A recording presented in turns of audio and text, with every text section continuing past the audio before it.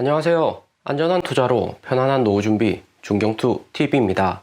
네, 12월 5일 일요일입니다. 비트코인 49,300달러 마이너스 9.2%, 이더리움 4,100달러 마이너스 4%, 솔라나, 에이다, 리플, 도지 모두 다 큰 폭으로 하락을 했습니다. 미국 오미크론 공포에 연준 긴축 발언으로 비트코인 53,000달러까지 하락했다가 추가로 잊혀질만 하면 나오는 중국 헝다 공포 뉴스로 비트코인 급락이 나왔고요. 월스트리트 금융 세력들 중국 헝다 파산 뉴스는 계속해서 우려먹죠. 큰 뉴스도 아니고 중국 헝다 CEO가 중국 정부 관계자와 면담을 했다 뉴스만 나왔는데 중국 공산국가들에 대한 미국인들의 반감이나 개인보다 정부의 우위에 있는 기관들의 정보 비대칭성을 이용한 공포조장 뉴스로 하락장 투심을 약화시키면서 2연타에 이어서 3연타가 나왔다 볼 수가 있고요. 비트코인 하락 오고 중경투가 계속해서 강조드린 알트코인 비중, 절대적으로 알트코인들은 조심해야 되고 특히 알트코인 최소한으로 작게 유지하셔야 된다. 그리고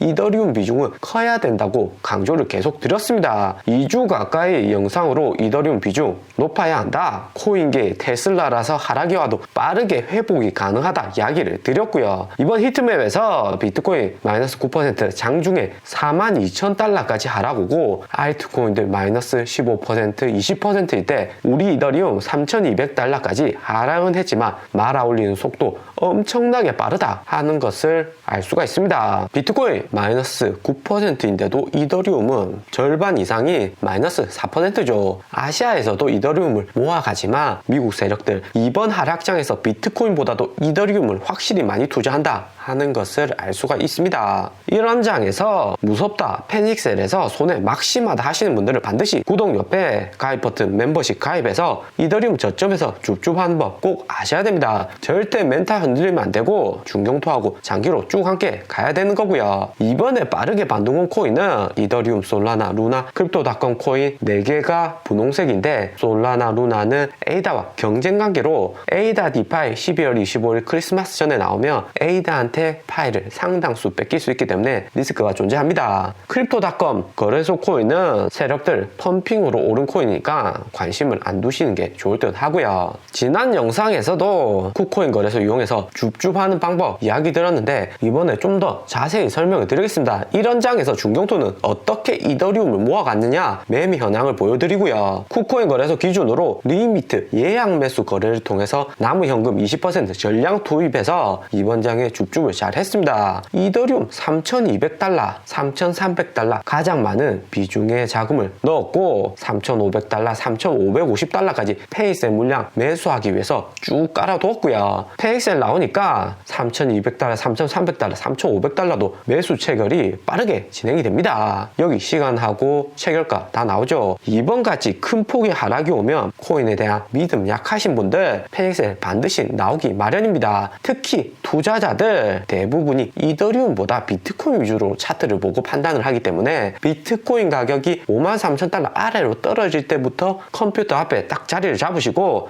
예약 물량을 쭉 깔아 두었고요. 일부 중경투 가격들한테 어떻게 해야 되는지 자세히 공지를 드렸는데 이더리움 4,000달러 아래 내려오면 반드시 매수 시작해야 된다. 리미트 거래 하셔야 된다 강조를 드렸습니다. 체결가를 보시면 이더리움 이번에 하락장에서 평단 확실히 낮췄고 다시 이더리움 반등 왔을 때 개인 포트폴리오 비중을 조절하면서 부분 익절을 했고요. 기존 현금 20% 코인 80% 포트폴리오 비중에서 현금을 다시 50% 늘리고 코인을 50% 비중으로 줄였습니다. 절대 다 팔라는 이야기가 아니고 특히 알트코인은 비중을 10%로 더 줄였는데 기존의 20%에서 정말 장기로 가져가야 할 코인들은 제외하고 비중을 조절해야 되는 거고요. 여기까지 어떻게 리미트 거래 해야 되는지 이해를 하셨다면 이번 폭락장까지 손실 최소화하고 안전 투자 하셨다 볼 수가 있습니다. 해외 거래소들은 시장가로 막 던지기 때문에 이더리움 3,200달러 저점에서 받아먹기 가장 좋다 볼 수가 있었고요. 리미트 예약 매수 통해서 줍줍하기에는 해외 거래소가 좀 더 쉽습니다. 쿠코인 거래소 링크는 설명란 영상 아래에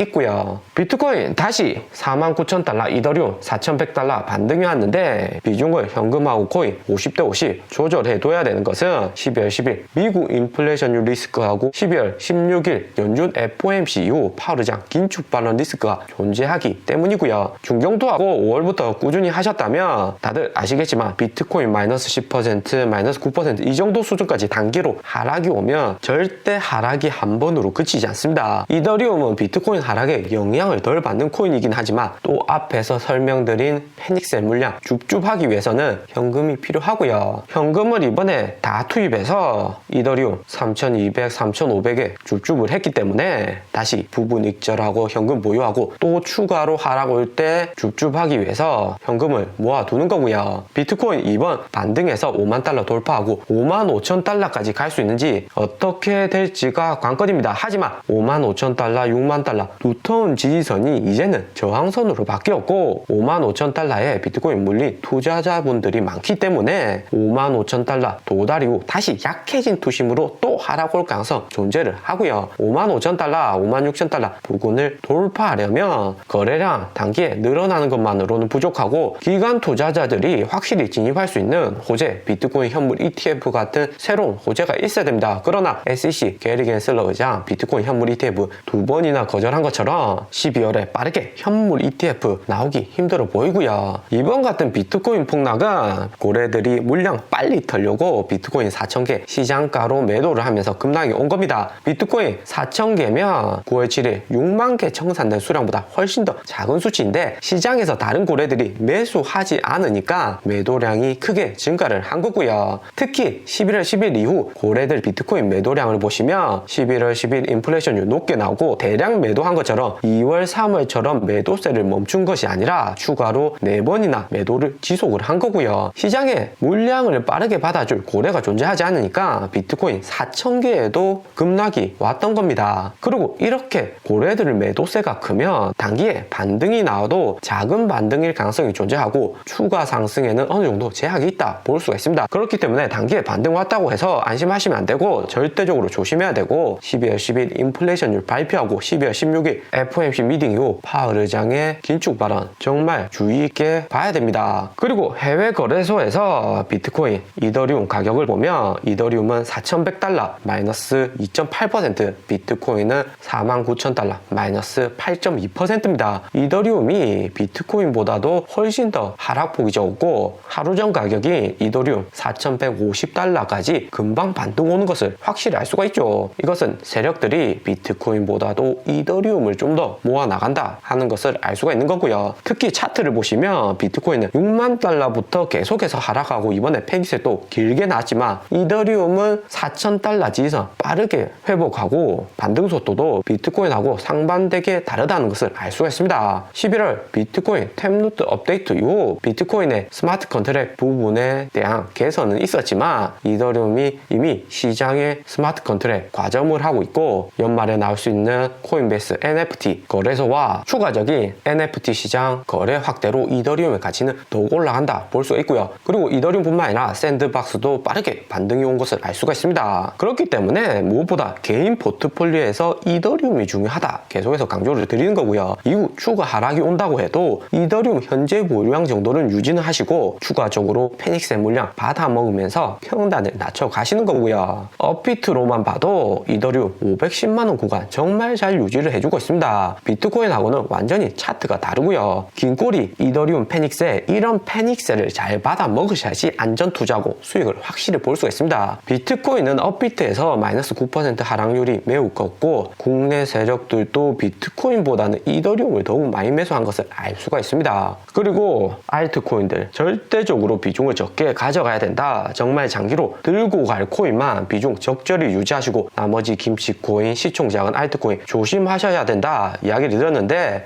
이번 하락장 시총작은 코인이나 김치코인 하락폭을 보면 중경투가 왜 이더리움 비중 늘리고 알트코인 비중 줄여야 된다는지 아실 듯 하고요. 특히나 퀀텀, 아크, 아르고, 헌터, 룸네트워크, 바르마 체인 등 마이너스 20% 이상 된 코인들이 정말 많습니다. 코인에 대해서 이해도가 낮고 코인이 너무 어렵다 하시면 이번 하락장에서 이렇게 마이너스 20% 나온 코인을 절대적으로 장기로 가져가시면 안 되고요. 상대적으로 하락폭이 작고 특히 회복이 빠른 코인들은 장기로 가져가도 좋다 볼 수가 있습니다. 그리고 이번 하락장에서 여기 거래량 보시면 거래량이 많은 코인일수록 향후 재반등 나올 가능성이 매우 크다 하는 것을 알 수가 있습니다. 하지만 밀크나 하이브, 보라, 스택스, 플레이덱 같은 시총 작은 코인들은 리스크가 있는 거고, 리플, 이더리움 샌드박스는 적절한 비중으로 장기로 가져가도 괜찮다 하는 것을 알 수가 있고요. 오늘의 영상은 여기까지입니다. 좀 더 디테일한 투자 정보가 필요하신 분들은 커뮤니티로도 자료가 공유되니까 멤버십 가입과 구독 부탁드립니다. 감사합니다.